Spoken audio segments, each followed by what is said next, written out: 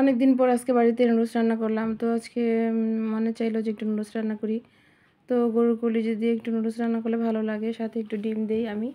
তো আজকে মুরগির কলিজা ছিল, তো ওগুলো ছোটো ছোটো করে কেটে তারপর একটু ডিম দিয়ে একটু বরবটি আলু দিয়ে নুডলসটা রান্না করলাম। এই যে কলিজাগুলি আমি দিয়ে দিলাম। প্রথমত গরম পানিতে নুডলসটা সিদ্ধ করে নিয়েছিলাম, তারপরে পানিতে ঝরা দিয়েছি, ছেঁকে ঠান্ডা পানি দিয়ে নুডলসটাকে আমি ধুয়ে সাইডে রেখে দিয়েছি। এখন পেঁয়াজ মরিচ তেল দিয়ে কলিজা দিয়ে এটাকে ভাজা ভাজা করছি।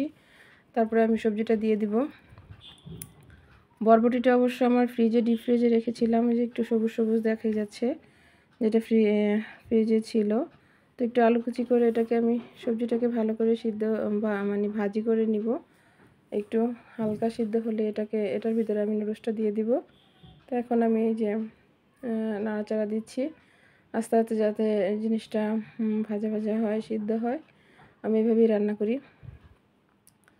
তো মাঝে মাঝে আমার মনে চায় যে আমি হালকা অল্প মানে মশলা দিয়ে নুডলসটা রান্না করি। তো অনেকেই নুডলসে হলুদের গুঁড়া, মরিচের গুঁড়া এগুলো দেয়, একটু লাল লাল হয়। আমার কাছে এটা ভালো লাগে না।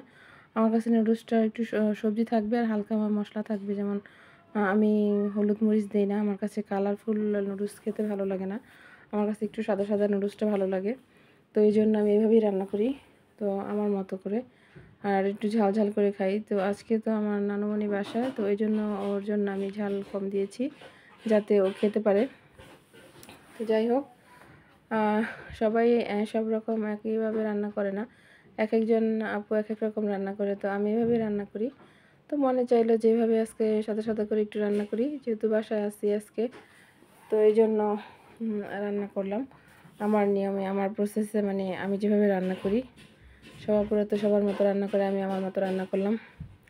তো তারপর আপনাদের সাথে একটু গল্প করতে চলে আসলাম। আজকের ভিডিওটা একটু বড় হয়ে গেছে আমার। তো যাই হোক, আজকে সারাদিনটা ভালোই কেটেছে আলহামদুলিল্লাহ। তো শুক্রবার আমি একটু ছুটি পাই, ছুটির দিনে আমি রান্নাবান্না যাই করি না কেন সব কিছু আপনাদের সাথে শেয়ার করি। সব কিছুই শেয়ার করি, শুক্রবার বলতে না, যে কোনো সময় প্রতিদিন আমি যা রান্না করি, কোথাও যাই, কী করি, কী খাই, যেখানে যাই না কেন সব কিছু আপনাদের সাথে আমি শেয়ার করি। যেহেতু আমার পরিচয় ভাই বোন আপনারা, আপনাদের সাপোর্টে আমি এগিয়ে যাচ্ছি, ইনশাল্লাহ আগাবো। তবে যতই কষ্ট হোক না কেন আমি থেমে থাকবো না, আমি কাজ করছি, করে যাব ইনশাল্লাহ আপনাদের দোয়ায়। এটা আর কি আমার আত্মবিশ্বাস। তো যাই হোক, সব আপুরা যারা একটা ভিডিও তৈরি করে, তাদের বলছি অনেক কষ্ট, অনেক ধৈর্য সহকারে এটা করতে হয়। এটা সব কিছুই খুব ধৈর্যের ব্যাপার। এই আর কি, এখন আপনাদের সাথে সব কিছুই শেয়ার করি, আমার কাছে খুব ভালো লাগে। কারণ মানুষের সাথে শেয়ার করার চাইতে আপনাদের সাথে শেয়ার করলে আমার কাছে খুব ভালো লাগে, অত একটা বেশি খারাপ লাগে না। কাজ করার ফাঁকে একটু কথা বলি, এটাই আর কি। এই যে আমি এখন আমার ভাজিটা হয়ে গেছে, এখানে মাঝখানে একটু ফাঁকা করে এখানে আমি একটা ডিম দিয়ে দিলাম, এখানে একটু মশলা দিয়ে দিলাম নুডলসের।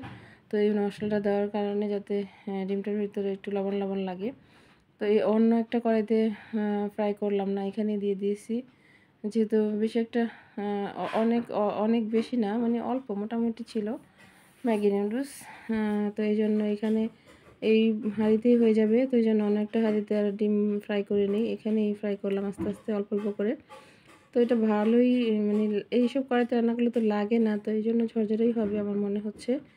আর যে সময় ডিমটা হয়ে গেছে, আর আমার সবজিটা রান্না হয়ে গেছে, দেখেন লাল লাল হয়েছে, খুব সুন্দর হয়েছে সবজিটা।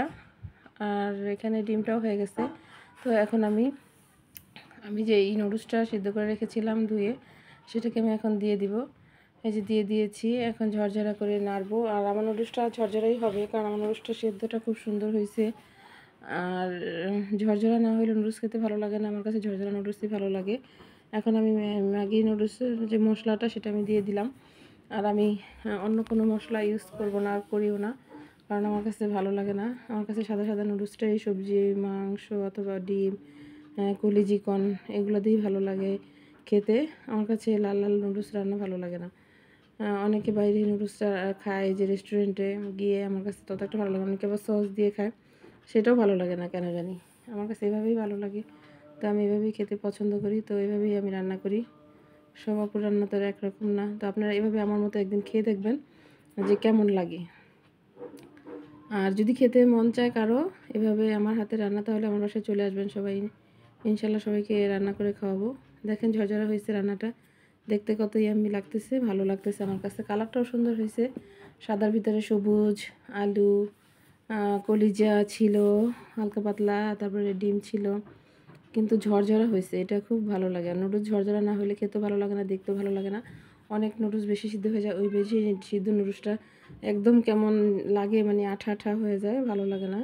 আর এই জন্য মানে নুডলসটা রান্না মানে খুব সেন্সিটিভ একটা জিনিস, মানে ঝরঝরাই রাখলে খুব ভালো হয়, দেখতেও ভালো লাগে, খেতেও মজা লাগে, ভালো লাগে। আর বিশেষ করে একটু ঝাল হলে বেশি ভালো লাগে। তো আজকে আমি কাঁচা ঝাল দিয়ে খাবো, যেহেতু আমার নানুমণি আমার বাসায় ও খাবে। তো ওর জন্য আমি মরিচ কম দিচ্ছি, একদম মানে না বললেই নয়, মানে একদম কম দিচ্ছি যেন ও খেতে পারে। কারণ আমরা তো মরিচ আলগা ঝাল দিয়ে খেতে পারবো, তো বাচ্চা মানুষ খেতে পারবে না, তাই এটা আমি খুব কম মরিচ দিয়ে রান্না করছি, বাচ্চারা যেহেতু খাবে। আর এই যে আমার নুডলসটা রান্না হয়ে গেছে, ঝরঝরা হয়েছে, কত সুন্দর হয়েছে, ইয়াম্মি লাগছে আমার কাছে, খেতে ভালো লাগবে, লবণ টবণ সব ঠিক হয়েছে। আমার কাছে এই কালারের নুডলসটি খেতে ভালো লাগে। মানে অনেকে বলে যে মানে সাদা সাদা সিদ্ধ সিদ্ধ মনে হচ্ছে, আসলেই সিদ্ধ সিদ্ধ না, আসলে খুব ভালো, সব কিছুই হয়েছে পারফেক্ট। জাস্ট আমি হলুদ আর মরিচ দিই নাই, এছাড়া সব কিছুই দিয়েছি এখানে। তো এই জন্য মানে আমার নুডলসটা সাদা সাদা থাকে। আমার ছেলেরা রান্না করলে হলুদ মরিচ ওরা এগুলো দেয়, মানে হলুদ হলুদ আমার কাছে অতটা ভালো লাগে না। তো আমার কাছে এভাবেই ভালো লাগে, তো এভাবেই আমি রান্না করে খাই।